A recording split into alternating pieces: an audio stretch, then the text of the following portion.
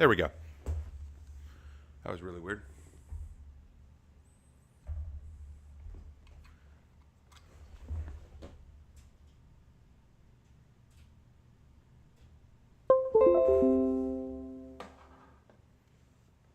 All right.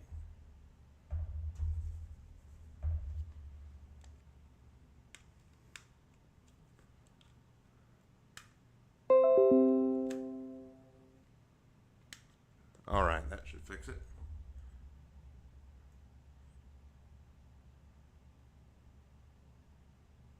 There we go. Yes, it's working now. Perfect. Okay. Sorry about that. We had some technical difficulties. For some reason, my microphone was not working. It was acting like it wasn't plugged in, even though the microphone was lighted. Like it was giving me the light. It was basically saying, "Hey, we're lighted up. We're on. We're working." But it was not reading anything. So that is weird. But anyway, welcome. Y'all should be able to hear me now pretty good. I hope. Let me know in chat if y'all can hear me, so that we know that we are working correctly.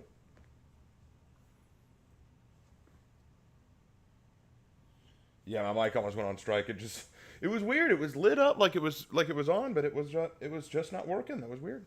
Um, anyway, I needed to call a tech priest. Anyway, so hey guys, hope you are all doing well. Hope everything is copacetic and awesome for you guys. It is a beautiful Monday here. Well, a little humid, but still pretty beautiful. Today I thought we'd do a long requested video. So I had a lot of people come to me and saying, "Hey Raven, you did a video doing the tier list for the heroes lore. What about the hero skins? Will you do a tier list for those?" Now I wasn't going to at first, because at the end of each year I kind of do a hero skin ranking where I talk about them each from a design as well as a lore basis, and I talk about which ones are best and worst. So I didn't think that I should do this, but the truth is, yeah, this is kind of fun, and I like doing these tier lists. So I thought, you know what? Why not? Let's do this. Let's do a lore tier list for these guys. Now, will I do another tier list on their design? Sure, I might do that. I might do a tier list later on their design, which I think will be fun. So here's what we're going to do. We're going to look through all of the hero skins that we currently have in game, and I'm going to be tiering them based on S, A, B, C, D, or L. S is superb. The lore is fantastic. It's absolutely goated. A is it's acceptable. It's not bad. It's decent enough. It's passable. B is basic. It just hits all the bells and whistles, but it doesn't do anything really creative. C is clumsy. It's got a lot of problems, but it's okay, kinda. D is disastrous. The lore is terrible, and they really need to redo it. L is for licensed heroes. So let's go ahead and grab those licensed hero skins, as Ezio and the two Destiny ones. They will not be counted. They are all three licensed hero skins. We will not be counting them. So I'm not going to consider, because here's the thing. I can't talk about their lore. First of all, I don't know anything about Destiny, so I can't talk about that anyway. But secondly, talking about Ezio's lore, like, why would I do that? Just play Assassin's Creed, you know, like play the Ezio trilogy and Assassin's Creed. There's your lore, and I think Ezio's story is awesome, but it's not really the writer's design. It's not really what the writers did that made it good, you know what I'm saying? So I cannot, in good conscience, put those on the tier list when they're licensed hero skins, you know what I'm saying? So that is why they stay in the L category, because they are licensed. It doesn't mean they're bad. It means I just can't talk about them. Okay, so with that out of the way, we can go ahead and get started with the rest of the hero skins. I'm very excited. Let's jump into it. So starting off right out of the gate with Ramiel, the very first hero skin that we got. Ramiel's lore, and I'll go over the lore very briefly. Where's the Persian Prince? Where is the Persian Prince? Well, they would be licensed too. I must have forgotten to add them. They got left out. Well, they would be licensed too. They'd be licensed too, so it's fine. Like, they'd end up licensed as well, so we'll just leave that alone for now. So, apologies. Anyway, licensed skins are so creatively lazy. Fair. I'll give you that one. So anyway, I'll go over the lore very briefly for each one so that you all remember. So here we go. Ramiel is the first. Ramiel is the first warden. According to an Ashfeldian legend, or just a legend of Heathmore, long, long ago, all the factions lived together in harmony, all because of this dude. Apparently there was this great evil man, this evil dictator who was ruling everybody and causing a lot of problems, but he went and sought out the wyverns, these ancient dragons who lived in the forests of Ashfeld. He sought them out and made a pact with them. He drank from the chalice of immortality, and in doing so made himself immortal and swore himself to the dragons, to the wyverns, and with their help they came, defeated the evil tyrant, and he became the first warden who ruled over Ashfeld, and all the factions gathered under his banner, and it was a peaceful, happy time. But over the centuries of his life, he began to grow more distant and detached. He began to wonder what it was all for, whether he'd made a mistake. And then suddenly this huge cataclysm, catastrophe happens, this awful event which tears apart the entire world. Giants appear, dark forces appear on the world, mountains erupt in fire. It's the worst situation ever. So he rides out with the wyverns to go and fight back, and all the factions ride with him. And this is apparently an ancient story about how the cataclysm got started. We don't know if it's true. We don't know if it's actually what happened. Probably isn't. But he is a legendary figure. So, with his lore, I'm going to put it in basic. It is good lore. It checks all the bells and whistles. It does everything it's supposed to do. It tells a gripping story. Ramiel himself has an interesting niche to him. What holds him back more than anything are three factors. Number one, it is a legend. And I feel like that does hurt to a certain extent because we don't know how much of this is real and how much of it is just a story being told. Number two, the other thing that really hurts about it is the fact that Ramiel himself, despite him being kind of unique for his take on immortality and the distancing, we don't know much about him as a person. Like, what kind of person was he before the immortality? What kind of person is he to the when he interacts with other people? We don't see him interact with anyone. We don't see him talking to anyone. All the story is told in a internal monologue or like told externally from a narrative perspective. We don't see any dialogue or discussion or interaction to get a feel for who he is as a character. And so because of that, I feel like while his lore is passable, it's good, it leaves a lot to be desired. I think we could have learned a bit more about who Ramiel is, what kind of ruler he was, what kind of things he as the first warden, what kind of things does he feel embodies a warden. So I feel like he holds back just a little bit too much. He does well. Ramiel, I think, is fine overall from a lore perspective, but he holds back a little bit too much to be above basic. So I gave him the basic one. That is where I sit with Ramiel. Next up is Bolthor the Cursed. So Bolthorn's lore works a bit like this. So apparently, we don't know when this happened. There's a bit of speculation about it. Some say it was right after the Cataclysm. Some say it was sometime in the present era, whatever the case. Bolthor was this Jarl and Raider who wanted to save Valkenheim. He wanted to restore Valkenheim to its former glory. So he travels the world to try to find an answer, and he comes across the land of Egypt. While in Egypt, he makes his way through this crypt or catacomb or tomb, and he meets Neferka, a local Magi, who wants to help him out. The two travel together, and they come across the Scarab bracelet, this sacred bracelet. Neferka explains that it is a very powerful artifact that can restore the dying and lost, but you need to leave it alone. Don't take it with you. Please just forget you ever saw it. Well, Bolthor, says, you know what, man, I trust you. I'll leave it alone. But on his way back, he gets attacked and is nearly killed, and he decides he's going to go back and use the Scarab bracelet to save himself. And when he sees that it works on himself, he's like, oh wow, imagine what this could do for Valkenheim. So he breaks his oath and heads off with the Scarab bracelet to Valkenheim. And sure enough, it works. He shows off its power. He uses it to bring the dead back to life. He uses it to restore the health and vitality of Valkenheim. And for a whole day or two, everything's awesome. Until he wakes up and discovers everything's not awesome. Now there are plagues all over Valkenheim, spreading across Heathmore. You got frogs falling from the sky, rivers turning to blood, people becoming corpses and wandering around like literal zombies. And as for him, his skin turns black like it's been burnt. He feels incredible pain and sinew throughout his entire body. He's basically torn apart, and he regrets immensely what he did. So Neferka and the Magi have to show up, and they have to basically save Bolthor from himself, take the Scarab bracelet, and restore everything to back the way it was. That is Bolthor. Bolthor is going in the D category, the disastrous category. So there is so much wrong with Bolthorn's lore. The first one being, when did this happen? We don't have an idea of when this happened, and that is critical. Let me explain why.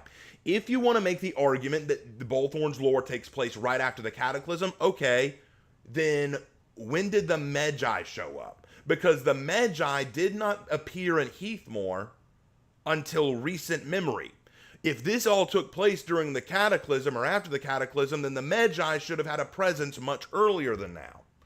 But if it took place in recent times, then why is the Scarab bracelet considered a sacred relic by the cult? And why are the Magi still here? A lot of what happens here is very contrived. A lot of what happens here is very convenient for what Bolthor needs.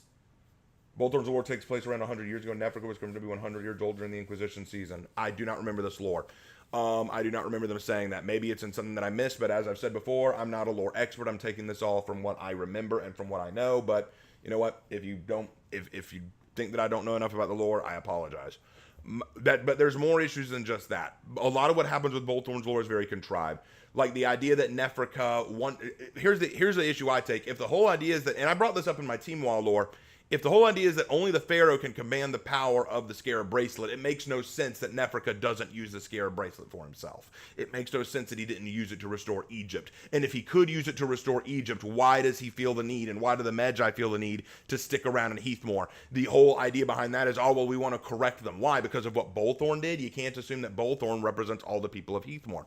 Then there's the fact that we don't know what happened to Bolthorn after that. He got defeated by the Magi. He got defeated by Nefrica. What happened to the guy? Did he get killed? Did the removing of the curse save him? Is he back to normal now? Did he die a natural death? What the heck happened to Bolthorn? We don't know what happened to him. We also don't know why he would fight Nefrica. Apparently the two had a fight, according to the trailer. Why would they fight? Wouldn't Bolthorn want to be saved? Wouldn't he recognize the error of his ways and the mistake he made? Wouldn't he say, Nefrica, I'm so sorry for what I did. Could you please remove this? There's a lot of contrivancy here about what Bolthorn did that I think is very much a misstep. I think it is a mistake on the path of the writers, because they basically invented him to be the big bad raider who messed with the Magi and then brought them here, but then they didn't do anything else with them, and that is a real shame. So, yeah, I see a lot of problems with what they did with Bolthorn. That is a disastrous lore, plus a disastrous overall look. But that's not what we're here to talk about. All right. Next up, Miko. Miko is a samurai. Again, we don't know exactly when this took place, but we can assume ancient history because of the yokai aspect. And plus, there are no heroes that came out with Miko to throw anything into whack. But here's the lore as we know it. Sorry, 1 second. Sorry. Had something in my throat. Sorry. Anyway, so Miko's lore is a little interesting. What happens is we have this idea that in the ancient days of Heathmoor, there were yokai. There were ancient demons. There were these monsters that basically plagued the lands of Heathmoor and the Mire. Well, there was an ancient sect that managed to somehow trap all the yokai into this cavern or tree, and there was one weapon that could slay them called the Mamono dagger, or the yokai slaying, or the demon dagger, made to kill and trap the souls of yokai into whoever holds the dagger. Well, for a long time, everyone thought things were cool, but then somehow the barrier has broken, and now the yokai are out, especially the mother of all yokai, the Jorogumo. Well, Miko has a younger brother who's an Orochi who gets captured by the yokai and dragged away. She's determined to save him and to save all the Mire, so she seeks out the Mamono dagger and uses it and kills yokai with it. However, as she kills the yokai, their souls are absorbed into her body and they're trying to take her over. She has to exert a lot of willpower to resist the yokai. She has to really resist the yokai's influence. Then she uses the dagger and finally slays the Jorogumo and saves her brother. But she can feel the yokai starting to win, her willpower starting to break, so she begs her brother to seal her away into the crypt once again, so that way she would die and seal the yokai with her. He does, and Miko is hailed as a hero for what she did. Now, again, I don't know the exact time and place for this. If it's the Bolthorn thing again, where this took place 100 years ago, okay, sure, I'll go along with that. I think it's a little odd, but okay, we'll go along with that. I still say that this gets a superb ranking. The storytelling is all there. We have good interaction with the character between other people. We understand the stakes that they're after. We understand the motivation of the character. We see the steps taken. Every action and reaction makes perfect sense. We have a real threat from the yokai, a threat that can be felt, a growing threat, and the characters are acting on that threat. We have a personal stake in this because Miko has a brother involved in this who she's trying to save. So she's not just doing this to save the Mire or all of Heathmoor. She's doing this to save her brother. Because I think that one thing that we need to realize sometimes in the hero's journey, quite often there has to be a personal stake. And what I would say to that is this, like take in mind like something along the lines of, say, sort of like this, like say in Harry Potter in the 3rd book, you know, when he learns about Sirius Black. At first, he's just content to let Sirius Black do his own thing. He's not going to get involved, you know. It would make sense for him to get involved, you know. He's gotten involved with dark wizards before, but then he finds out that Sirius Black betrayed his family. Oh, well, now it's personal. So he wants Sirius Black to find him so that he can kill him, so that he can take action. A personal stake has been added. Or if you want to add Luke Skywalker hates the Empire. He doesn't like them, but he's not really willing to go out and fight them just yet. He's not willing to run away to go fight them just yet until his Uncle Owen and Aunt Peru were killed. Now there's a personal stake involved. Now there's personal connection. Now there's something that he actually stands to gain or lose, and he lost it, so now it is a personal issue for him.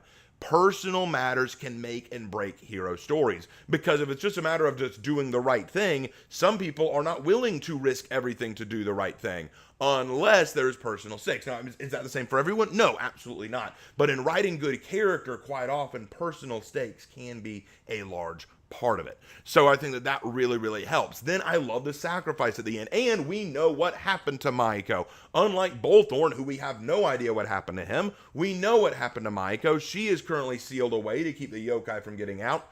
I think that is a good conclusion to her story. It is a good closure to her story. So I think that is an excellent piece of lore overall. So Miko gets S for superb. Absolutely. Next up is Ravier. All right, so Ravier's lore. So right now, Horkos is kind of doing poorly in the war against Chimera. They aren't having as many wins as they'd like, and Chimera is getting a lot of the upper hand. Enter Ravier. She is a black prior who has suffered greatly in the past, and she has awful scarring on her face from that suffering, but she has learned to take that pain and inflict it on others. She is known as a sadist, a cruel and twisted individual who brings nothing but pain and misery to everyone. She is a very cruel individual, okay? Now, Vortigern and Astria have a job for her. They want to get an edge on Chimera, and they've learned about, far away in the lands of Arabia, there is this sphere that can see the future. They want Ravier to take a detachment of warriors, go to Arabia, and do what they have to get this sphere, look into it, and find out the future of Horkos, and use that to their advantage. So Ravier goes across the desert. She travels all the way to Arabia, which has been doing beautifully, apparently. Arabia hasn't had any problems, really. Sure. Anyway, goes in, convinces the Sultana that she's awesome, convinces the Sultana that she is a good person and that she's sweet and that she's kind and that Horkos only has the best of intentions, even though you very obviously could use the sphere to see what's going on in Heathmoor to know that's not the case, but whatever.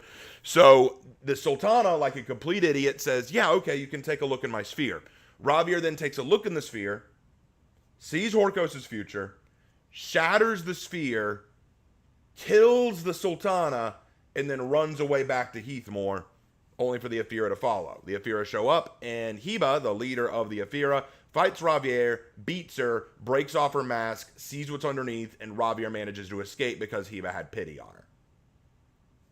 There's the lore. Ravier's lore, I'm afraid, is going to be in clumsy. It is not as bad as Bolthorn's. It's a little bit more complete. There is a clear story involved, and we do have a clear beginning and conclusion. I think what really hurts Ravier's lore is a lot of what she does doesn't make rational sense. So why did she feel the need to shatter the celestial sphere? It only made things more difficult and made an enemy where you didn't need to make an enemy. You could argue, she just wanted to bring sadism to them. Yeah, but she's also smart enough to try to manipulate the Sultana. See, here's the thing. If you want to go the angle, she's just full sadist, so she doesn't always think with her head. She just wants to destroy things and cause pain. Okay, why did she play the sweet innocent act and try to convince the Sultana to help her out when she could have just jumped all that and just said, I'm just going to kill you and take what I want? Once she knew where it was, she could just fight her way to it and get what she wanted. So why shatter it? Why not continue to play the good guy act, leave, Get back to Heathmore and say, okay, here's what I learned. You could argue, oh, it's so that no one could use it against them. If you use it and defeat Chimera, what's Chimera going to do? Go out and find it themselves and use it then? A little too little too late. Are you worried the Aphira might show up and mess with you? Well, they might not if you don't mess with them. So it doesn't make any logical sense for them to do this. So that decision made very little sense. And then the ending bit made no sense to me. Heba spares her because of how scarred she is. And now I know that this isn't Ravier's fault, but again, we're judging the lore here, not the character. And the lore here makes no sense. Why did Heba spare her? That makes no sense. Suddenly they're merciful? Why? They came all the way across the sea, abandoning their own home to get revenge on Ravier. That's got to be a great way to tell. That's got to be something great to tell your fellow sisters. Heba, did you kill Ravier? Well, you know about that. Oh, well, I really hope you killed her because we did just lose our Sultana. Our city is burning. Our celestial sphere was broken. We traveled across the sea many days and many nights to get here just to kill this bitch. We sure hope you killed her. Yeah, I didn't kill her. Well, why didn't you kill her? Did she beat you? Well, no. Did she use a smoke bomb? Well, no, she didn't do that. Did she injure you? No, I'm fine. Then what did she do? I saw her face. And now I'm a believer. So you had pity on her because she's scarred up? Nah, dude, pull a Two-Face. Let me even out your face. Makes very little sense why she did that. And then to add on to that, this is kind of a diss on the Aphira lore, but it ties into Ravier. They fixed the Celestial Sphere after Ravier broke it. If the Celestial Sphere is going to be fixed, why is it such a big deal? I don't even know. Like, a lot of her lore is just clumsy. In a sense, it's not bad. I don't think it's really terrible, awful lore, but it just leaves so much to be desired. It is very clunky. A lot of Ravier's decisions don't make sense. And then there's the fact that she's a sadist. Like, here's the thing. Aren't all the Black Priors to some degree sadists? Wasn't that kind of the point? Because when Vortigern was introduced, when the Black Priors were introduced, the whole idea was that their sense of justice was so cruel, so barbaric, so destructive, even the other knights were afraid of them. Rewatch the trailer for the Black Prior event game mode, and you hear the narrator say that even the knights trembled in fear. So the whole idea, I thought, was that all the Black Prior were kind of sadistic. All the Black Prior were kind of cruel. All the Black Prior were kind of dangerous. So what's special about Ravier? It goes down to something that I've said in the past. I feel like there was no reason. You could have done a lot more with her character besides just, oh, she's a sadist. Like, maybe she knew of Arabia. Maybe she had a personal stake in Arabia. Like, maybe she had a special relationship with Vortigern or Astria that made her so trustworthy. Why would Vortigern trust her? Because she's a sadist? Because she can get jobs done? Why not get a diplomat? Like, I don't understand a lot of the decisions made in this one. So that is just my stance on that one. So there is Ravier. All right, so Ravier's done. Next, Inquisitor Yin Chen. Okay, Yin Chen. So after getting their successful blows in against Chimera, Horkos is basically winning. Horkos is basically won, you know? Though Chimera technically exists, they're so weak now they can't do anything meaningful. So Horkos has won. But in the midst of their winning, along come this new cult, the Order of the Stake, I believe they were called. I could have the name wrong. But I know that they were the Servants of the Stake, the Cult of the Stake, whatever they're called. The Cult of the Stake believed the ancient relics of the past that we've already talked about, which would be the sphere of the fate sphere, the sphere of destiny, the scarab bracelet, the chalice of immortality, and the Momono dagger. All of these relics are holy, divine, and they worship these relics.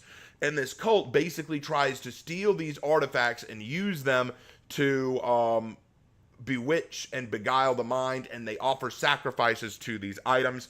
And they mostly work out of Ashfeld, apparently. Apparently, a lot of where they go is in Ashfeld. No idea why, but that's apparently where they are. So to counter this, Horkos develops their own Inquisition. This Inquisition's job is to hunt out the cult and destroy them and kill them off. And one of those Inquisitors was Yin Chen. Yin Chen was a pirate who didn't have any love for Horkos, and she didn't really have any love for Chimera. She didn't have any love for any of this crap, but she hates the cult more because of what they're doing to society, so she joins Horkos and the Inquisition to help stop the cult. And at first she thinks she's doing good until she realizes, no, that's not actually the case.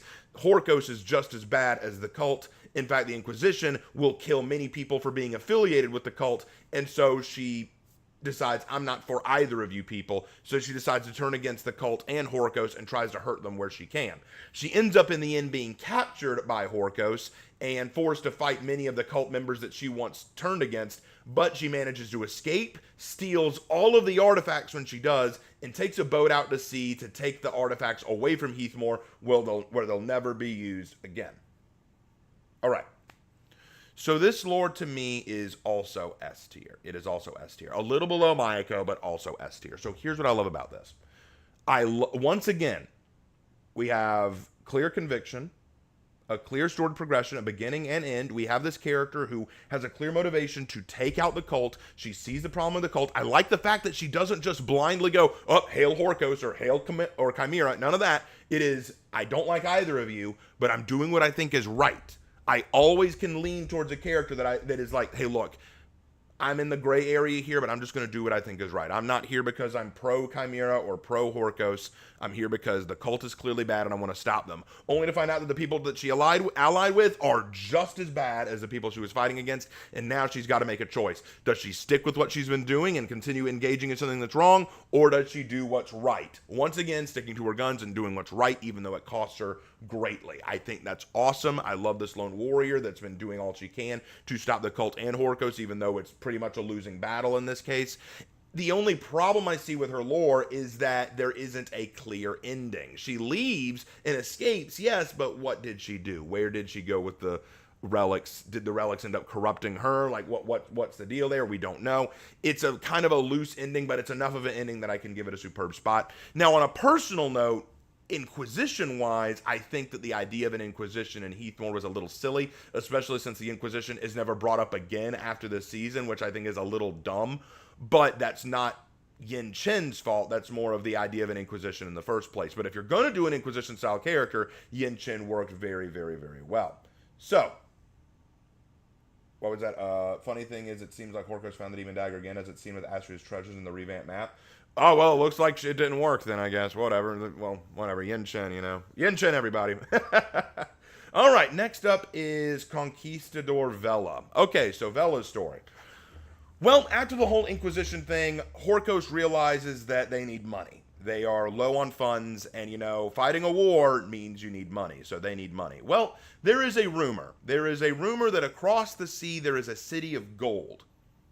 So Vela, Conquistador Vela, one of the warmongers, who desperately wants to please Astria, desperately wants to get into her inner circle, desperately wants to be her right-hand woman, says, I'll go and get it. And Astria's like, yeah, okay, I'll give you a shot. Go get it. Go see what you can do. So she gives her a ship. She takes off and heads to Mesoamerica. Nowhere where it is, just ends up getting there. And that's, I think, the first problem we'll get to in this story. How do you know where Mesoamerica is if it's literally just a legend? Yeah, I guess you could make the argument the pirates knew where it was, because according to the lore of the Ocelots traded with pirates. So I guess that's the reason, but they didn't make that clear in the lore. But I digress. It's just something that I always thought was weird. Anyway, she makes it to Mesoamerica, goes there, and yes, there is in fact a city of gold and riches. The Ocelots, the Aztecs, live there. So she takes Horkos, goes in, and basically starts genociding the Aztecs, killing as many as she can, making off with the gold. The Aztecs harass her all the way back to her ship, but she manages to capture one of their leaders, gets onto the ship. Oh, hold on, guys, 1 second.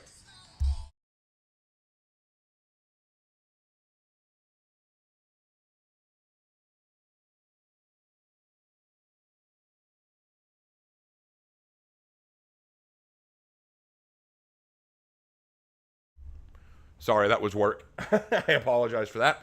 I just saw my phone ring, and I'm like, oh, better answer that. So it wasn't important. All right, so they capture one of the Ocelot leaders. They manage to get back on the ship. They sail back for home. Along the way, they get attacked by pirates and knaves and scallywags who are trying to steal their treasure. And along the way, Vela feels very disconcerted. She feels very nervous and disconcerted about all that's happened so far. So she feels like, okay, I fought a lot of wars, but you Aztecs, you Ocelots, you put fear in me that no other warrior has. That's respectable. So she goes down and even has conversations with the Ocelot saying, hey, you know, you're being treated well, right? Everyone's treating you okay? I don't want you to feel like we're not. And it's kind of weird that she's doing this because he's going to be executed. She's giving him to Astria, like, as a trophy. But she's like, look, you guys are incredible. Like, I want you to know, like, you guys did really, really well. That's got to be grim comfort, right? Like, I know you're going to be executed, but hey, you did awesome. Yay, you. Let's go. So they get back.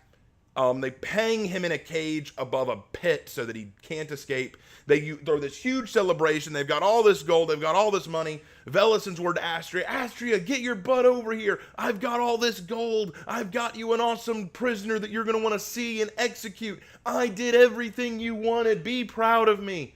So Astria says, I'm in the middle of something. I'll be there as soon as I can. So hold tight for me, but I'm on my way. So Vela goes, yeah, guys, party. Let's enjoy ourselves. Woo.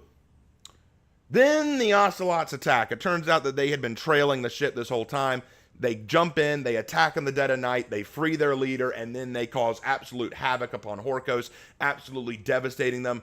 The leader of the Aztecs who they captured, I forget his name now, I don't remember it off the top of my head, but he basically corners Vela and goes, hey, remember all those nice things you said to me before, how I put the fear of God into you? Well, guess what? I'm God, bow your knee. And so they get into a fight, and he wins, but Vela manages to escape. The Ocelots then without a way to get back home because they don't know exactly how to get home, at least that's my theory, because they never explain this, but they stick around and decide that they're going to keep trying to get their revenge on Horkos and Vela. Astria then shows up and goes, oh, well, Vela ran away and the trophy got out, and now there's a new enemy in Heathmore. Oh, well, I'll just keep the gold, thank you.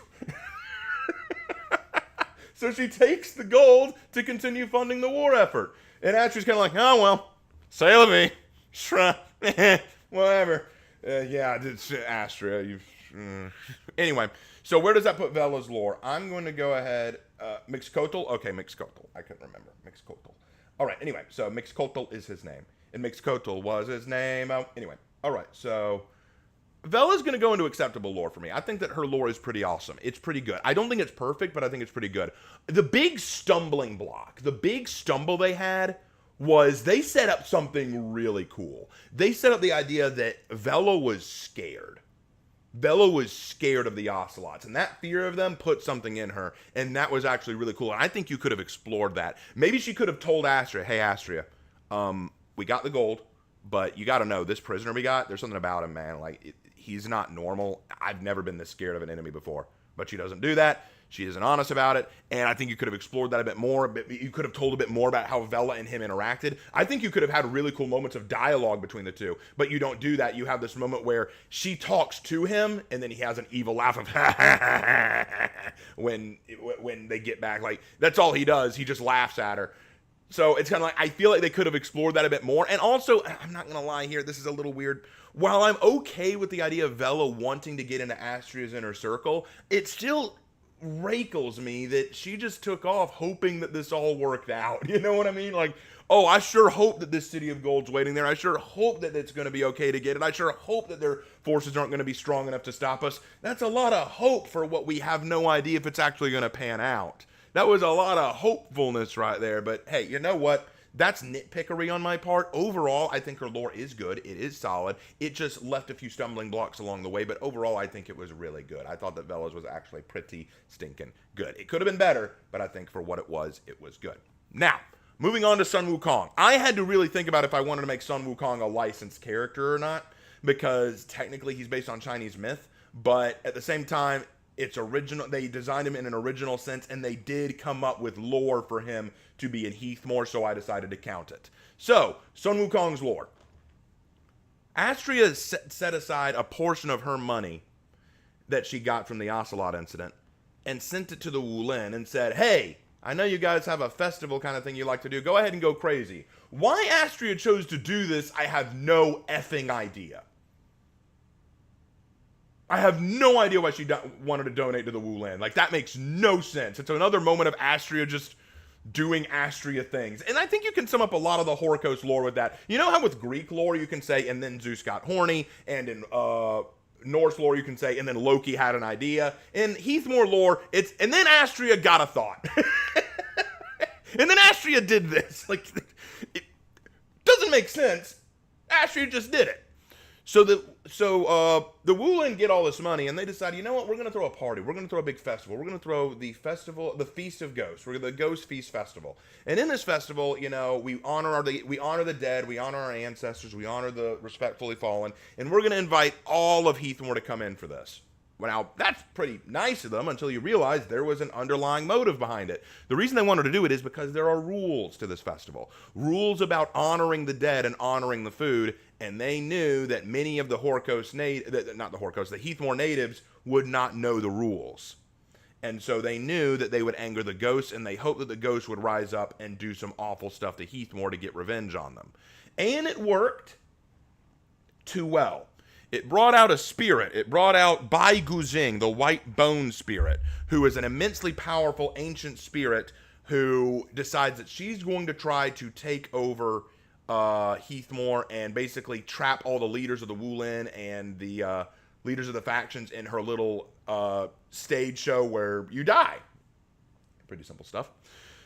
But then along comes Sun Wukong to stop her. Sun Wukong is her ancient enemy. Why? Well, according to the lore, Sun Wukong, after his journey to the west, which, hey, we read that not too long ago, he found out that heaven was not as awesome as he thought. It turns out that the people in heaven are corrupt and cruel and mistreat the poor and the mortals down below. They have an abundance of food and immortality and wealth, and they just don't share it with the lesser creatures down below. So he decides to steal from heaven, come down below, and give it out to his monkey brethren, and they're all happy, like, oh, thank you, Wukong, you're so awesome. But then the armies of heaven come down to get him, and so he wages war against the armies of heaven, but eventually he is defeated by God himself or the Buddha himself. They never make it clear, and he's trapped under a mountain, which leads to Tripitaka finding him, and then supposedly he travels with Tripitaka, but finds out about Bai Gujing here, and then decides to go fight her. And if that sounds really vague or weird to you, yes, it is, and that is exactly how I feel about it. This lore, unfortunately, has to go into the disastrous category.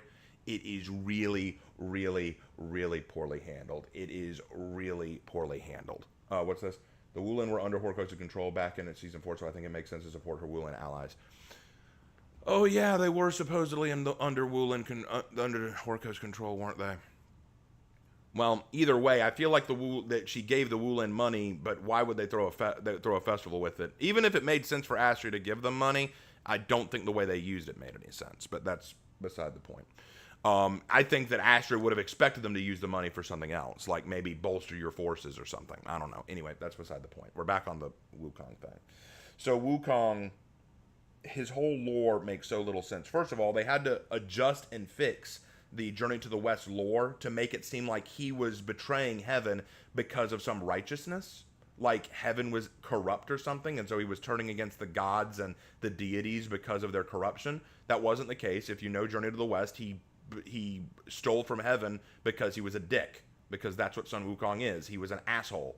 He wanted to be a jerk. He wanted to steal what he wanted. He wanted to be a little pickpocket, a little tricksy dude. He wanted to do things his own way. He was a cheeky monkey. That's what he did. That is Sun Wukong. So this idea of changing him into this righteous trickster, no, that doesn't make any sense. Then having him trapped under the mountain after a long pitched battle for no apparent reason, that doesn't make any sense. Tripitaka coming along to free him. Why did he want to free him? Okay. Why did he care about Heathmore, and why did he go to Heathmore to save the Wulin? What did he do after that? Did he go back to Tripitaka? Did he finish his journey to the west? What happened to the White Bone Spirit? Did she just die? Did she run away? Death didn't seem to work out the first time they fought, because she knows him, which means that we can assume that she's fought him before, which means that that portion of the Journey to the West would have happened, and he supposedly killed her then, but she's apparently back now, so apparently death didn't take the first time. But the lore for Sun Wukong is really, really, really bad. So yeah, Sun Wukong's lore is really awful. I need a drink real quick.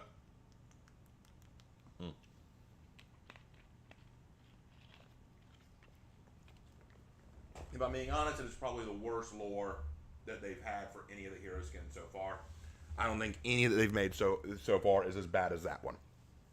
Which is a shame, because design-wise, it's probably the best. the Sun Wukong design is probably the best out of all of them, but man, is his lore bad. Man, is his lore bad. So, sorry, Sun Wukong, your lore is just atrociously bad. All right, next up, Maddox the Oathbreaker. So Maddox's lore is a little interesting. So Horkos has been kind of making a lot of moves in Valkenheim at this point. While this whole thing going on with the Wu Lin is a big deal over there, Astria's not too worried about that. She's focused on her campaigns in Valkenheim. Now, there is a small city in Valkenheim run by a Jarl who is allied with Chimera. He hears Horkos is on the way, and he decides that he's going to fight. But Horkos says, hey, surrender the city to us. Surrender the city, give up, and we'll spare your lives. We'll spare you. You just surrender the city to us. Well, the Jarl meets with his brother, not his blood brother, a sworn brother named Maddox. Maddox is a Highlander who came from a faraway land, and he actually killed the last saber-toothed tiger to stay alive and wears its pelt. Pretty much a badass right here. Because his whole mantra is survival at all costs. You know what? In this world, the world is harsh, the world is cruel, the world is destructive, but you've got to survive no matter what. So when he hears about Horkos coming, he's like, hey, dude, you got to surrender. You got to surrender to him. And the Jarl goes, I will not surrender. I will not surrender to Horkos because, I mean, you can't just, an oath isn't something you just hold on to when it's convenient. It's something you hold on to even when times are tough. And he's like, you realize you will die, right? And the Jarl goes, if I die, then I die. But I will hold to my oath. And Maddox is like, I haven't survived this long to die this way. I'm not dying here. I'm not dying to those Horkos pigs. I'm not doing this. So when he can't convince the Jarl, he decides, you know what, I'm going to take matters into his own hands. So he launches a coup, and he kills his brother. He fights and kills his sworn brother, breaking his oath, and then gives the city over to Horkos.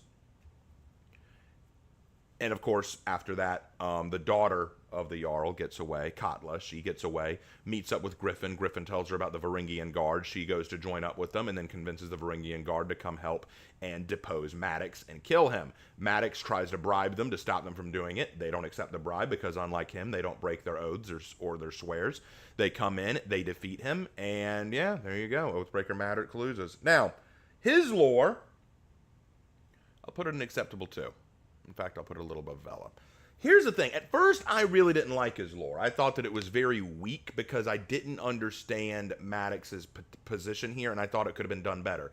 And I still think it could have been done better. But I have learned as I've studied it and read it a bit more and really thought about it, what really works about this lore is the nuance. The fact that we can have these long conversations and back and forth about Maddox's lore and about whether or not what he did was the right thing or the wrong thing is the key to a lot of good character writing. Like if you take, for example, Captain America Civil War. You've got the people who are in the Iron Man camp, and you got the people who are in the Captain America camp.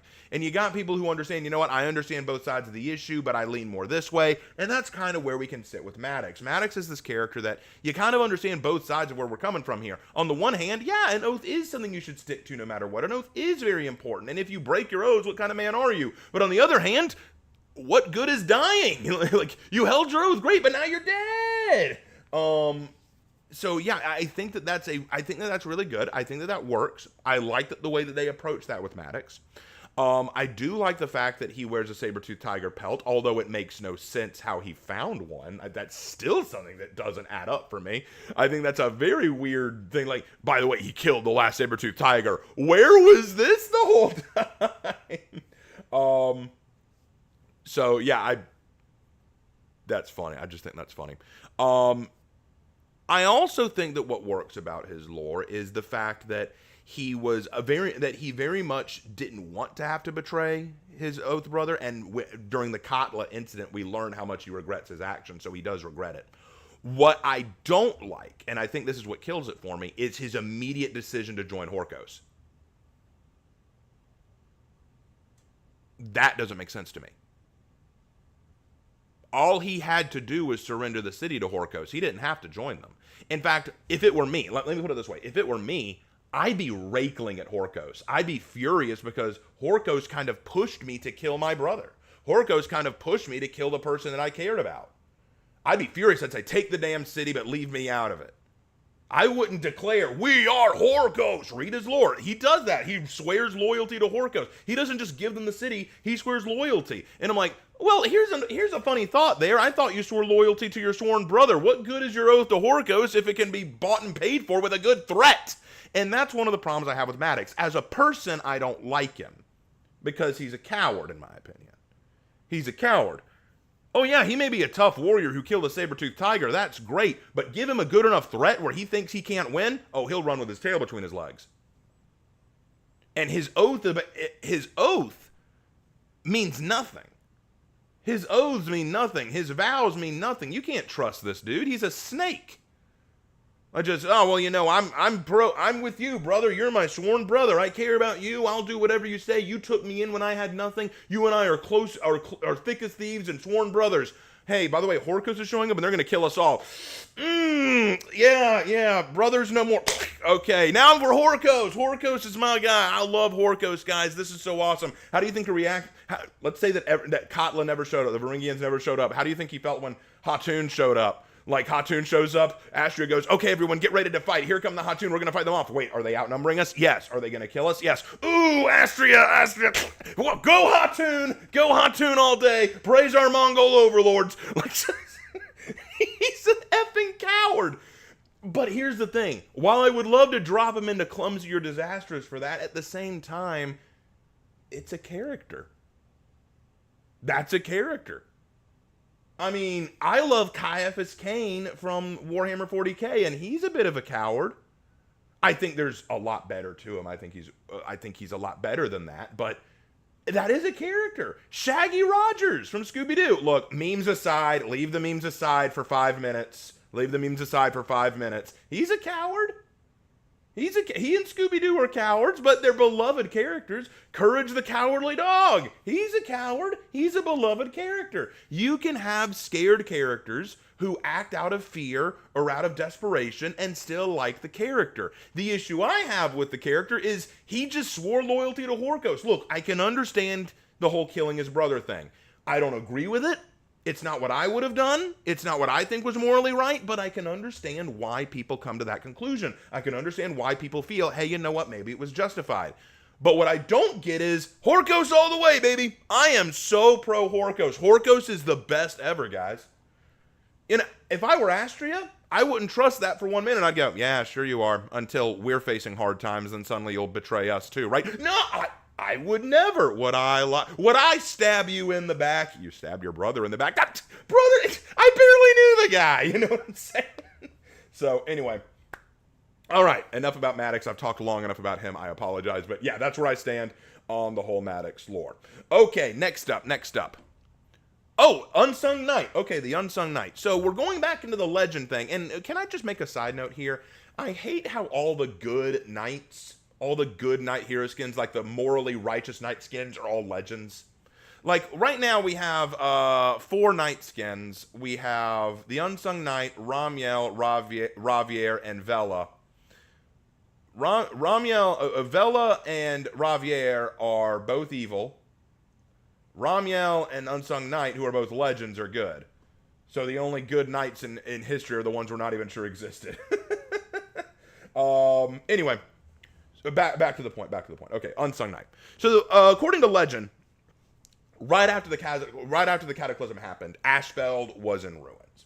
The people were lost. There was no order. People were feeding and fighting each other. The poor and the destitute were falling apart. They needed leadership. They needed guidance. They needed protectors. According to legend, there is this sword, the Sword of Ashfeld, that when used by a righteous warden would unify all of Ashfeld behind it, and Ashfeld would rise from the ashes of destruction.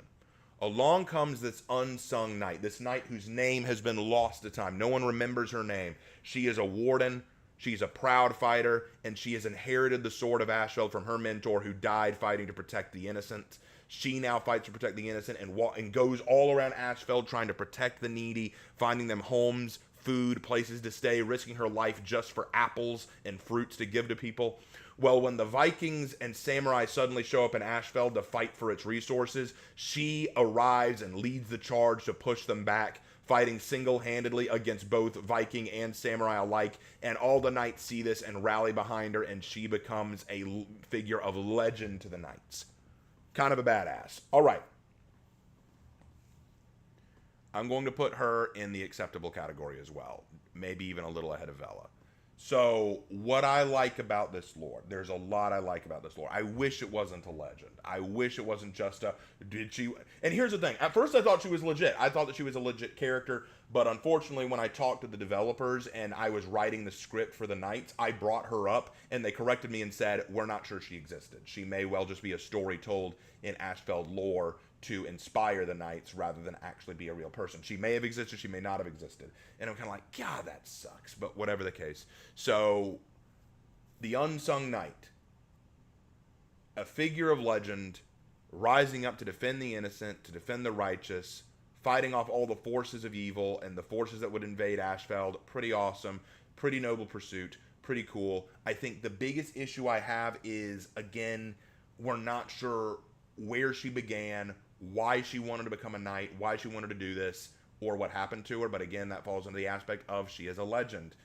In fact, unfortunately, I am going to have, now that I think about it, I had to, while I was saying all that, I'm kind of like, that puts her in B, because honestly, without a beginning, without a clear-cut beginning, and a clear-cut end, that does mean that we don't have a full basic story structure. It means that she does fall behind a little bit, so that would put her in B category. Very unfortunate. I want her to be higher because I do like her story. Here's the thing, guys. I'm a Knight fan. I know. I'm biased. I love me the Knights. I think the Knights are awesome. I really do. I grew up believing in the righteousness and idealism of knightly values. And to see the Unsung Knight, I'm like, there it is. There it is. The values I've always believed in the Knights, in this character. She's not real. Or she might have been real. We don't know. And then we don't know why she wants to do it. What led her on this path to become the Great Warden. And here's the thing. People say, well, that's the thing. You know, you don't know anything about her because you don't even know her name. True, but you don't, like, King Arthur is a figure of legend, but we know his origins. Couldn't the legend have at least made up an origin for her? Like, I don't know. Everyone's saying Unsung Ruth. She should just be Unsung Ruth. She should just be Unsung Ruth, guys. There you go. Anyway, so that is where I stand with Unsung Knight. I love her to death, but I hate that they didn't do more with her. They needed to do more with her. All right, and that is the last we will hear of her. Moving on, next is Master Katashi. So, Master Katashi was a samurai who decided that, you know what, he was a master of swordsmanship, he was a master of Zen meditation, he was a master in all respects of the word, but he wasn't fulfilling his duty just being sworn to some master or some daimyo. So he breaks off on his own and wanders the mire, protecting the weak and the innocent and trying to do what he can to keep people safe. Well, he comes to this one village and saves it from these bandits, but one of the bandits is carrying a very special sword. He picks it up and discovers that it is the famed Muramasa blade, the last sword made by the swordsmith Muramasa, who put all of his hate and anger and vengefulness into this blade.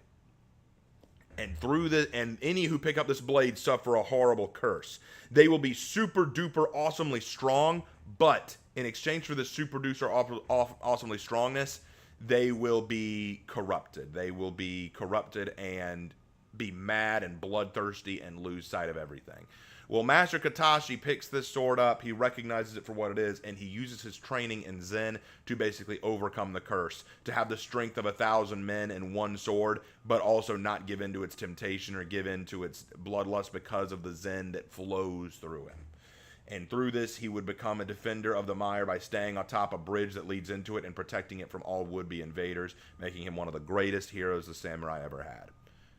Pretty cool. Pretty cool. He's going in the lower end of acceptable. Now, here's the thing about the lore. Overall, it's good. In fact, when you read the lore, it rings quite a little bit of old, like, Clint Eastwood Western movies. Like this Lone Ranger wandering into town and defeats the big bad bandit there with a single strike of his sword. You know what I'm saying? It rings to that. Even right down to the little kid being there so that he can go, see you around, kid, and then ride off into the sunset. You know, like, it rings of a classic Western, which, hey, fitting enough, a lot of samurai movies from like Akira Kurosawa films are based on Westerns and were inspired by them. So, hey, no fault there. I'm all behind that. The issue I have is the sword itself seems so secondary.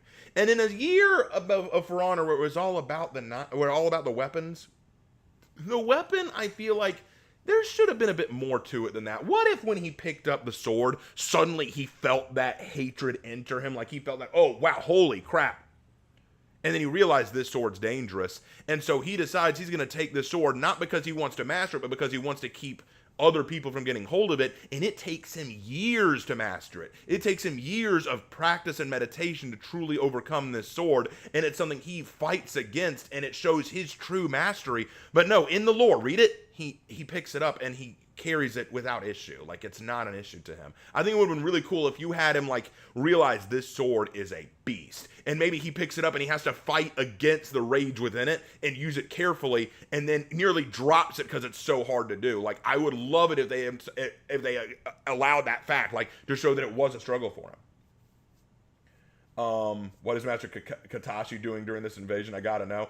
Okay, Mal, I'm gonna say this. I think it's funny that you called him Kakashi, because I started calling him Kakashi, and now I can only think of Naruto, but it's Katashi with a T instead. So it's like, now I'm just thinking that he's Kakashi. He's off to go train Naruto and Sakura and Sasuke, and, you know, that's where he was this whole time. You know how he's always late to everything? He was off on that bridge protecting it, you know, lost on the path of life, as he likes to say. So he's got that Sharingan action going on, you know what I'm saying? Anyway, beside the point. So Katashi is a cool character. I like his story, and I like the thematic aspect of it, like that old samurai kind of movie kind of setup. The problem is I think he overcame the sword a little too easily, and that takes away some of the awesomeness of it. All right. Next up is Gudmund. Now, you all know who Gudmund is, okay? Gudmund was that Viking Jarl who fights the Lord Warden when they were invading the stronghold, when they were invading in the end of the night story. What was it called? Oh, shoot. I forgot the name of the city they were defending. Gudmund the Great, defender of... Oh, gosh. I forgot. I'm so bad. Anyway, let's keep going. But what you may not know is that Gudmund actually, at the end of it all, got a really cool funeral. He got a really awesome funeral. And at the funeral, we get to hear stories about how cool... Svengard, thank you, Connor. Svengard, thank you. We get to hear how cool he was. We hear about his youth, where he travels into Helheim itself and finds these 3 wolf cubs and keeps them safe by slaying all these demons with them alongside him. And he gets hold of the sword and shield of Odin himself. And at his death, as is tradition, when a Jarl dies, you break his weapons in honor of him, but the weapons will not break. No matter what they do, the weapons will not shatter, making them completely unbreakable. And gosh, everyone loves it. Wow, he is a legend, guys. We need to remember the example of Gudmund the Great, who could not be broken, whose weapons would not break, and we should all be like him, the defense of Valkenheim. Yeah, let's go.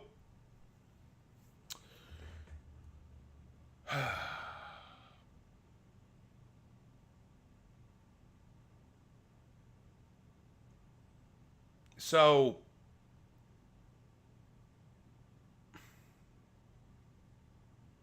I don't like his legend. I'm not a big fan of it. You know what? I'll be real nice. And I'll put it at the bottom of C. I'll be real nice and put it at the bottom of the C. Put it at the bottom of the C. Right down there with King Triton and Ariel. Anyway, back to it. The issue I take with it, okay, so it follows a basic act structure. We know who the character is. We know the context of it. And you know what? I'll even give this credit. I like that it's a legend told over a fire at his funeral. I think that's clever. I think that's a cool idea to retell his lore in a very unique way as a legend at his funeral. That's a cool idea. Like, they didn't even do that for Ramiel or the Unsung Knight, even though they were legends too. You just shared the legends, but actually having it be in the context of a funeral legend story, like the way Vikings would tell oral legends, was a stroke of genius. I thought that was chef's kiss brilliant. What doesn't work is how contrived the lore is. So, Gudmund happens to stumble into Helheim. Well, they don't even call it Helheim. They don't say what it is. I just assume it's Helheim. But he falls into Helheim, walks along, discovers these 3 wolf pups, takes them in, has to defend them from demons, finds the sword and the sword and shield of Odin. They just happen to be there, thank goodness. And he uses them to defend the wolf pups from the demons and then get them out. Wow! It's good job. I mean, it explains why he has wolf pets with him in the fight, I guess. Oh, I just happened to stumble into this place. Oh, I just happened to find some wolf pups. Oh, I just happened to find the sword and shield of literally Odin. It's, oh, ain't that convenient, boys? The Vikings were glimpsing. This is honestly really bad written law. You know what? I can't be nice. I can't be nice. No, get back into D. No, you're worse than Bolthor. I was going to be nice because of the way the story was told, but no, the more I think about it, the more I think this is god-awful lore. It's not as bad as Sun Wukong. You're not as bad as Sun Wukong. I'll give you that much. Why do I say that? Because with Sun Wukong, you literally had the Journey to the West to go off of, and you butchered it. With this, you had a character that you didn't tell much about, and you had the opportunity to tell us, and you just said, oh, isn't he great? You know, I think it would have been so much cooler if you told the story of how Gudmund became a Jarl, like who he fought. Who were his enemies? Who were his allies? What made him so beloved by the Vikings? What enemies did he stand up against? Because according to the campaign, everyone knew of Gudmund. He was infamous, even in the Ashveldian Legion. So what knights did he fight? Did he fight samurai? How did he become the defender? Because here's the funny thing. If he's such a famous and awesome Jarl, why isn't he in a much more important fortress? Why was he left to just guard the grain? And I'm not saying the granary isn't important, but you'd think he'd be in a much more important place, you know? Like, why did he end up there? Maybe he disappointed someone. Maybe despite his fame and legend, he made a mistake or did something that other Vikings didn't like, you know? Like, I don't know. There could have been something there, and I just feel like all they did was just say, look, he just happens to fall into another world. Look, he just happens to find these wolves. Look, he just happens to get these legendary weapons. He just happens. It almost feels like, and I hate to say it, it feels like the Gary Stu syndrome. It feels like a Mary Sue syndrome. You're not powerful because you earned your power. You're powerful because the power was given to you. You know? And I think that's what hurts here. 1 or 2 contrivances isn't a big deal, but if you have to start everything, he just happens to blank. He just happens to blank, and then blank, and then blank, and then blank. Why not? Because he did this, that led to this. This forced him to perform X, which causes him to gain Y. And then you move up a story progression like that. Even Bolthor did this, but you know what, Bolthor? I was too hard on you. Get up there and just see Bolthor. Get up there and just see Bolthor. I was too hard on you. I was way too hard on you, because at least Bolthor followed that basic act structure. Because with Bolthor, at the very least, he was going... Valkenheim was in trouble. Therefore, Bolthorn left Valkenheim to go find help. This led him to go to Egypt, where he met Nefrika. Nefrika led him to the Scarab Bracelet. Bright move there, Nefrika. He finds the Scarab Bracelet, sees what it can do. At first wants to leave it to honor his friend, but then out of desperation goes back to get it. This leads him to take the Scarab Bracelet. This causes him to think about Valkenheim before himself, which makes him go back. None of this is contrived. None of this is forced. None of this is, and then he happened to, and then he happened to. There's only one, and then he happened to, and that was he found Egypt. The only, and then this happened, was he found Egypt. And I can accept 1, maybe 2 small contrivances, but when your whole lore is, this just so happened, and then this so happened, and then this so happened, it becomes really contrived, and I don't even want to entertain it. Okay. Oh, I need a drink. Hold on, guys. I got 3 more to go. I was too hard on you, Bolthor, and I apologize.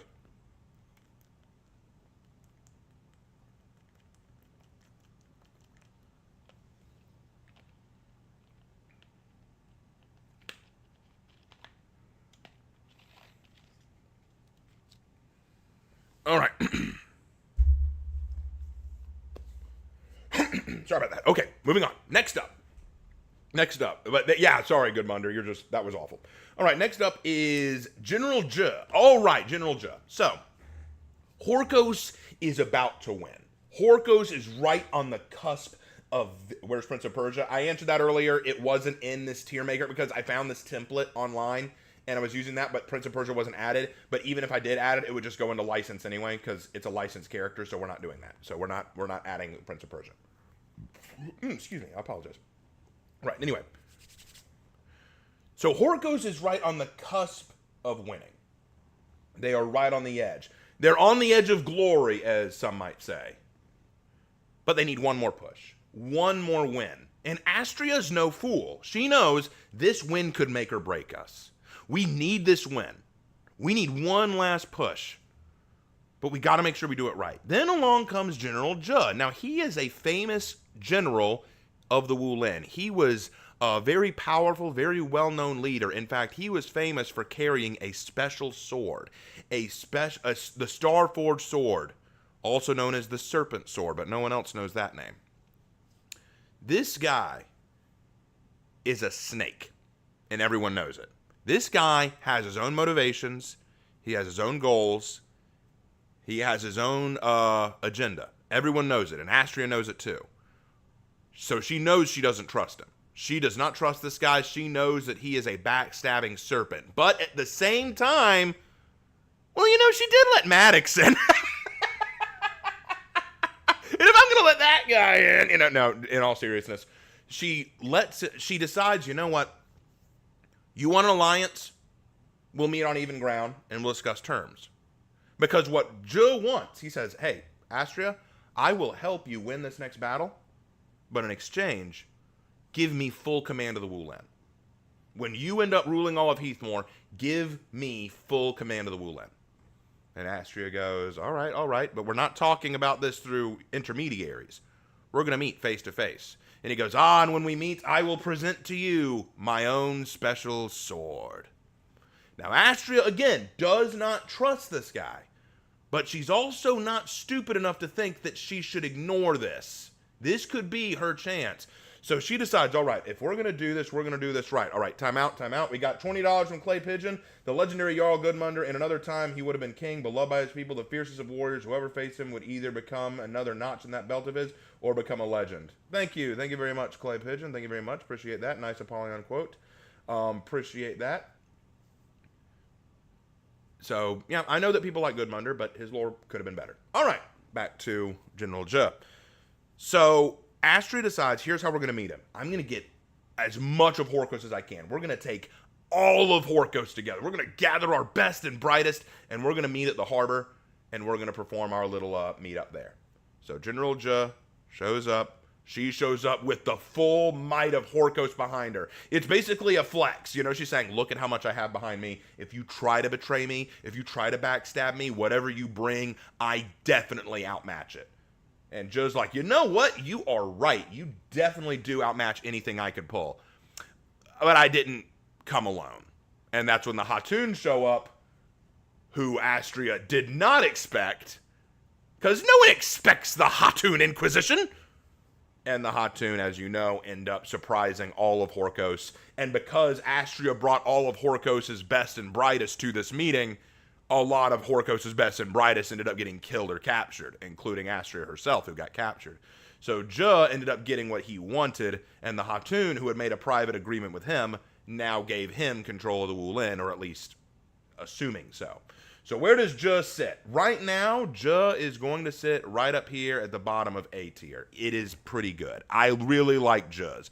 I think the problem I have with Zhe, and it's a small problem, but it is a problem. We don't know the entirety of what he agreed on with Gul'jin.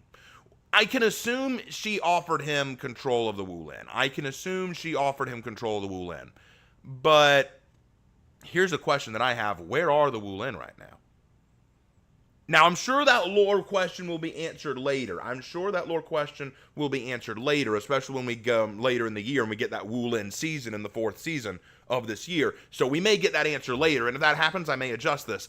But my question is, General Zhou wants control of the Wulin, right? That's what he wants, but what are the Wulin now? After the whole incident with the Baigu Jing and Sun Wukong incident, the Wulin have been scattered and divided and basically a relic. They're no longer really under Horkos' control because the Wulin barely exist as a actual faction anymore.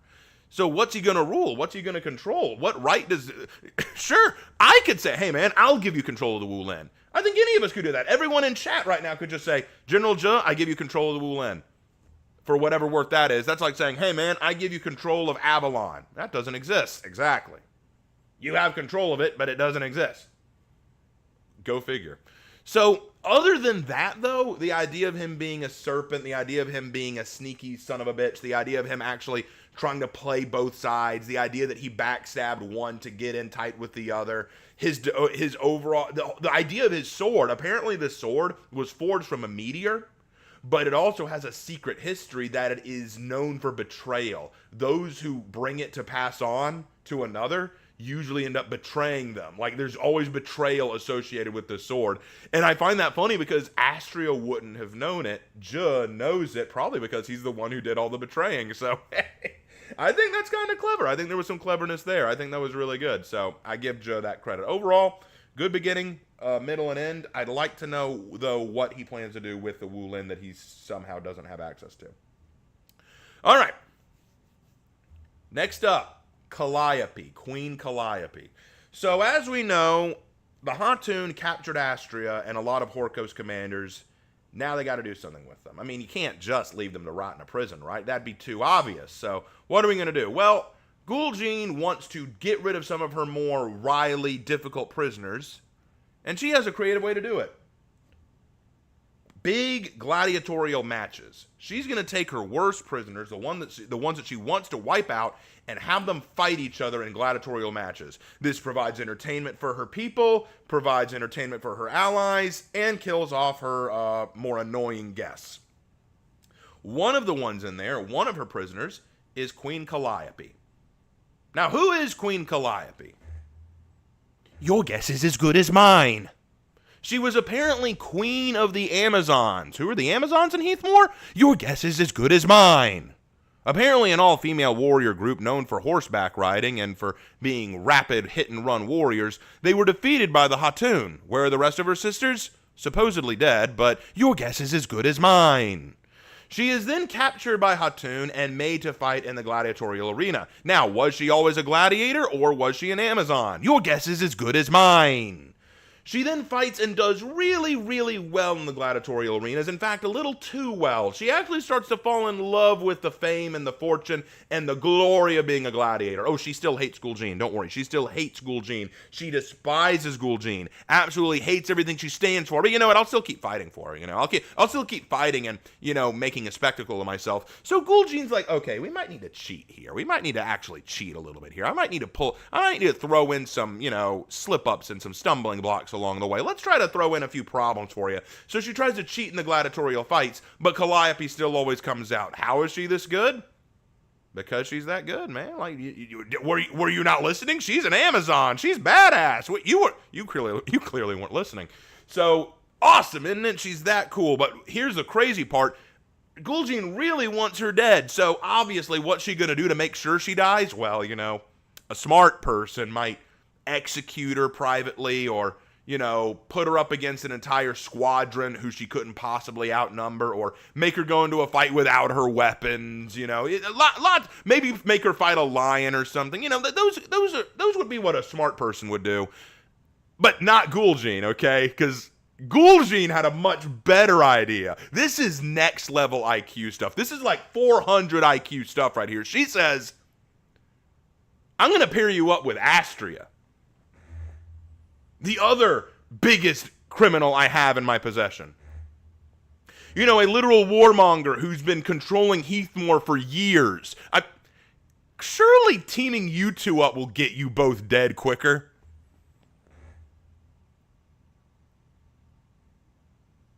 And that's the lore.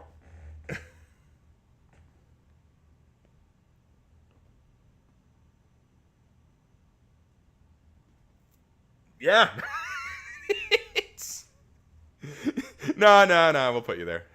It's pretty bad. Okay, so. All right.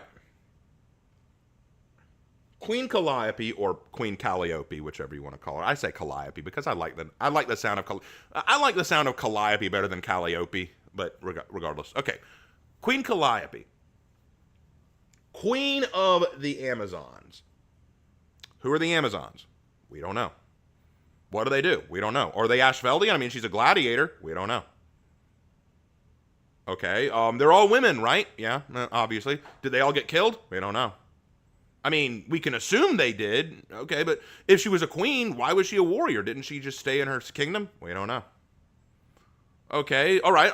Well, we can play with that. Okay, so, I guess the Amazonians must be related to the Romans because she's a gladiator. Was she always a gladiator, or did she have to adopt that persona? We don't know. Okay, well, apparently these Amazons were known for horseback riding, so maybe she has a horse motif? Yeah, she kind of does.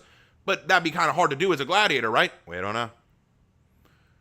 All right, well, anyway, she's super defiant, a really tough warrior, really strong in combat, really mean-spirited, and she learned, okay? She learned in the ring that you can't trust anyone. In fact, we see in her lore that a person she trusted, a Varangian she trusted, ended up turning on her. Wait, hold on. I thought Varangians never broke their word.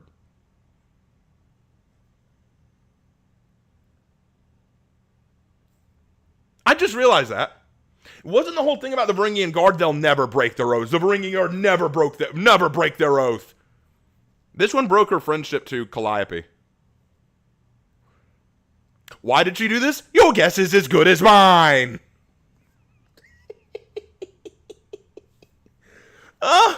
And then, here's the part that I don't get. Gudmund clearly wants her dead. Gudmund is willing to break the rules to make sure Calliope dies. So what does she do? Pairs her up with Astria, the other woman she wants dead. You know what you could have done? You could have had the two fight each other. Make them fight each other, because that way one of them will die. Then you have one less problem. Instead, you team them up hoping they lose. Now, one person tried to explain, no, the hope that Gudmund has is they won't trust each other, and so they won't help each other in the ring. I'm about to let you in on a little secret. If you threw me into a life or death fight where my only ally is my worst enemy, I'm going to set aside my differences so we survive. That's something I'm going to do. And that's regardless of how little they trust each other, if they're now partners and they rely on each other to live, guess what? They're going to fight to survive. That is non-negotiable. So I don't buy that argument at all. Gudmund would understand that, I feel like. So her lore literally comes down to one question.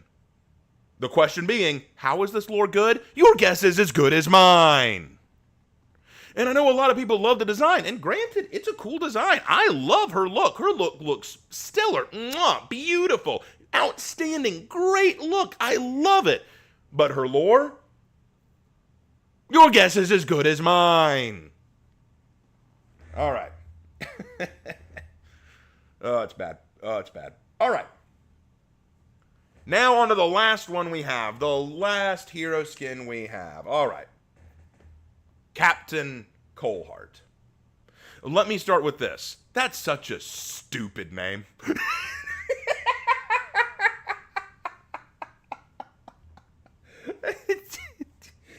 It's so... Captain Kohart. It would have been cooler if you called him Captain Blackheart. Like, just drop all pretenses. I'm Captain Blackheart. But Kohart. Okay, sure. But, all right.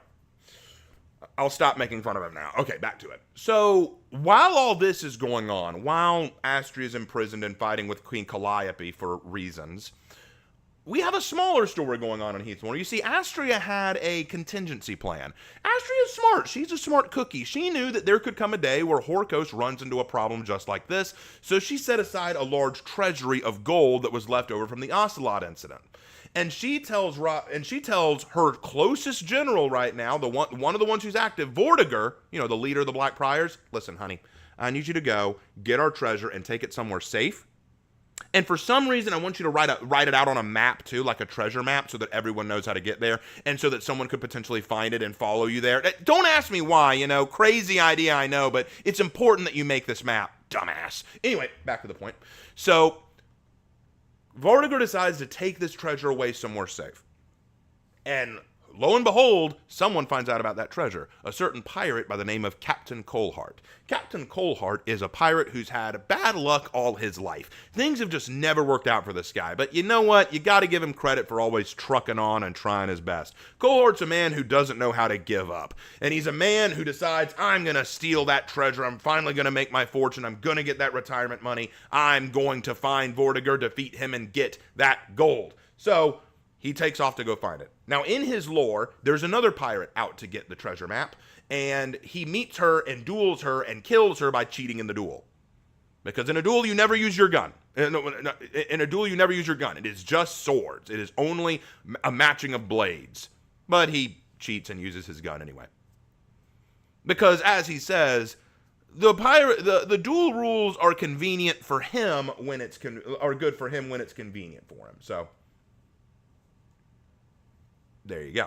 Now, he defeats her, gets the map, and then takes off to get Vortigern's treasure. And then he defeats Vortigern. Now, we don't get an epic battle of him fighting Vortigern. We don't hear about that. We just know he defeated Vortigern. And do you want to know something? I'm going to let you in a little secret. I think that's the biggest misstep of his lore right there. In the trailer for the season, we saw him fighting Vortigern. We saw him praising Vortigern's stance, saying, like, stance wide, stout as cobbles. And then just saying, try and stop me. Like, I thought, there's the lore right there. We're going to see him have this epic duel with Vortigern. It's going to be something that pushes both of them to the brink. I thought, this is going to be so cool. And you know what? I wouldn't have minded if Vortigern lost, because at least he would have gone out with a blaze of glory. No, it's just a little lore blurb that says, and then Vortigern lost and ran for his life. Vortigern was the dude who fought at Yttervatnen and fought off a Viking and samurai invasion. Vortigern was the dude who was Astria's second in command for a super long time. Vortigern was the commander of the Black Priors. He loses to one scruffy bearded loser. Yeah, that to me was such an L. That to me was such an L. You had the chance to really make Vortigern shine and make Kohart shine by having them fight. Instead, little lore blurb.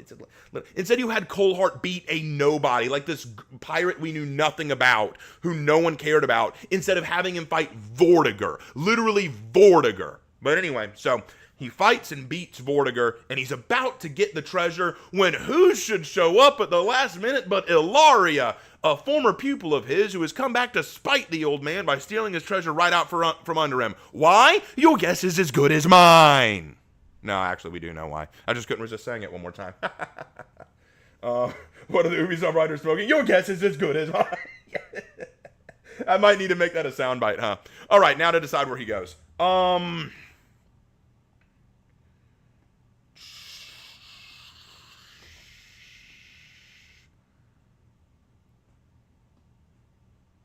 It's on the high end of clumsy. So, here's the thing. Leaving aside the issue with... Look, here's the thing. He fought and beat Vortigern. That's not a problem. I don't mind that he beat Vortigern. My issue is that Ubisoft should have made that his lore. That should have been his lore, his fight with Vortigern, not just, oh, by the way, he beat Vortigern. Anyway, why is that a footnote? That would be like if I were telling the story of a martial artist and said, and then he trained at this karate dojo for the first 5 years of his life. Then he went to China and studied at a Shaolin temple. After that, he fought and beat Bruce Lee. Anyway, and then he went, whoa, go back. What? He fought and beat Bruce Lee. You need to go into that. That doesn't matter. Who's Bruce Lee? No one cares about Bruce Lee. Anyway, as I was saying, no, you need to go back to that. He beat Bruce Lee. Describe that. How did he beat Bruce Lee? Who cares? Who cares about that? And that's the way I feel here. Like, you go into detail about how he fights this one pirate woman who no one cares about, and then just kind of brush off, oh, and he beat Vortigern. Anyway, Vortigern, this character who's been name-dropped numerous times throughout the lore. This character who we all know. This character who we're all familiar with. This character who was a big part of Year 3. And he lost. Whatever. Who cares about the... Oh, man. All right, so Captain Kohart, leaving that aside, his lore is okay. You know, an unlucky pirate who doesn't obey by the rules of the duel. And you know what? There are people like that. Hypocrites exist. Hypocrites are real people, so I don't have any problem with that. I don't have a problem that he breaks the rules of dueling. That's totally fine. I think the issue here is, again, we ignore a much better part of his lore that should have been handled. And for the lore we get, it's just him dueling some random pirate woman, which is fine. It's okay, but it doesn't adhere to the wider story. It doesn't tie into his relationship with Ilaria. I think the lore should have mentioned Ilaria. Now, hold on, time out. I know what someone's going to say. No, dude. You can't mention Ilaria because then that name drops the new hero. I know, but you could have maybe hinted at her. Like, maybe he could have a flashback, like, things were easier when she was on my crew. And then that's all you say, you know? Things were easier when I had her on the crew. That's all you have to say, just to imply that, you know, there is a connection there. At least have it tie in a little bit. Because you know what this does? You know what this lore does to him, right? It makes him an even bigger loser.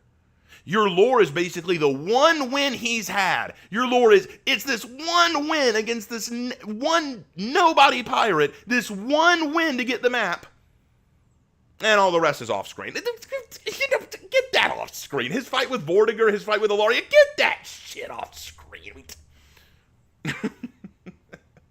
So no, it's just a little clumsy. It should have been a little. Look, you know what fixed it? I would drag this crap all the way up to A or S if you had him fight Vortigern and made it cool. That would have been cool. Like, what if you had him meet Vortigern and he said, "Vortigern, you and I, a duel right now for the treasure." Vortigern could say, "Why should I duel you? Like, you're just going to use your gun." "No, mate, I don't use me gun in a duel. A duel is a true fight between men." And he goes, "All right then, no guns," and I agree to that. And so they do, and he says, "But drop your shield. You can't use your shield in this fight." And Vortigern goes, "Fine, no guns, no shield." So they fight, and then Vortigern's about to get the upper hand. Bang! Shoots him. "You said," "I say a lot of things, lad. I say a lot of things, but when victory is on the line, what I say and what I do don't always get married." And then have it be like, and then you could hate Cohart's guts for that, but at the same time, it's so much cooler, because it shows how strong Vortigern is, how tough he is, how he's close to beating Kohart, but then Kohart cheats. "Oh, you scumbag, you absolute jerk, we hate you for that." But at the same time, that makes you a really cool character. See?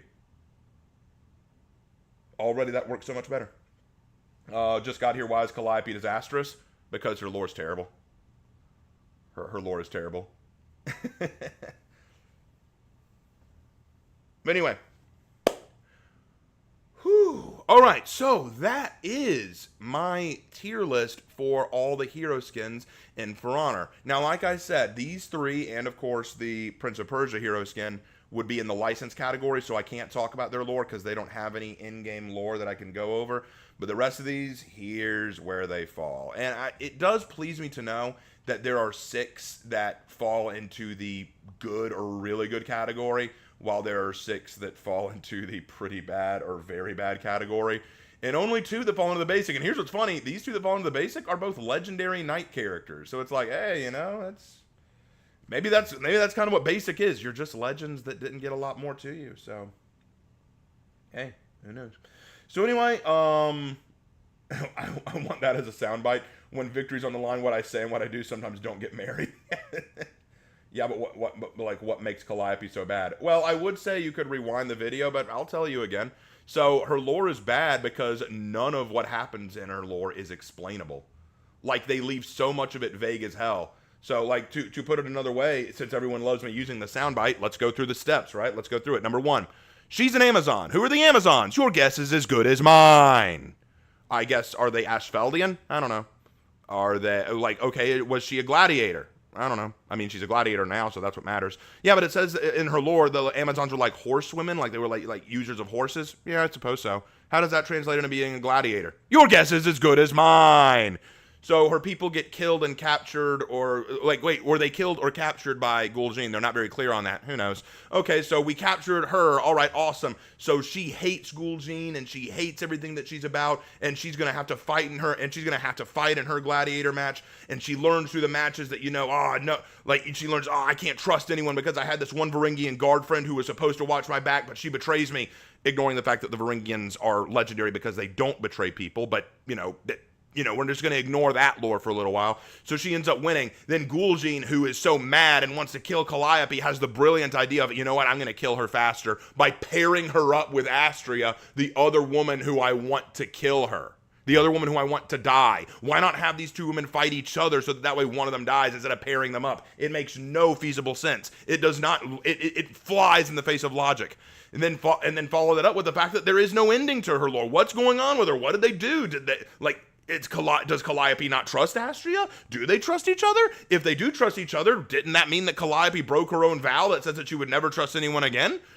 What's her plan to take out Gul'jin? Why doesn't she just throw her trident up there and take him out? Why doesn't Gul'jin do the smart thing and just overwhelm her with sheer numbers instead of try to play fair? She clearly tried to cheat previously and kill her. Why is she now trying to play fair and say, you know what, I'll give you a teammate to help you out? None of her lore makes sense. A lot of it is contrived. It flies in the face of logic, and any kind of background we can get on her makes no effing sense because we don't know the first thing about her. They name drop the Amazons in her lore, but we don't know who the Amazons are for any kind of understanding of what that means. Especially since we know that the gladiators and the centurions are apparently from the Empire. So what relation do the Amazons have with the Empire or Ashfeld? Are they even Ashfeldian? Your guess is as good as mine. So because Calliope's lore both flies in the face of logic and has very little, I'm getting tongue twisted. To put it all in perspective, just so much wrong with it. She looks sick as hell, though. Oh, yeah, but this tier list isn't about design. This tier list is about lore. I'll do a different tier list on design, and she'll probably be higher up there than that, but in terms of lore, she's terrible. Like, if I were doing this on design, Wukong would not be down here. He'd be way up here, because Wukong's design is kick-ass. But in terms of lore, your guess is as good as mine. Anyway, on that wonderful soundbite, I'm going to call it there. Thank you guys for watching. Really appreciated y'all being here. This was a lot of fun. I enjoyed doing this video. Later on, maybe in a week or two, I will come back and do the tier list for best designed hero skins, like which ones I think are the best designed. That'll be a lot tougher because a lot of these hero skins look really good. But anyway, that's all I have time for. Thank you guys so much. And as always, I will see you in my next video. Take care.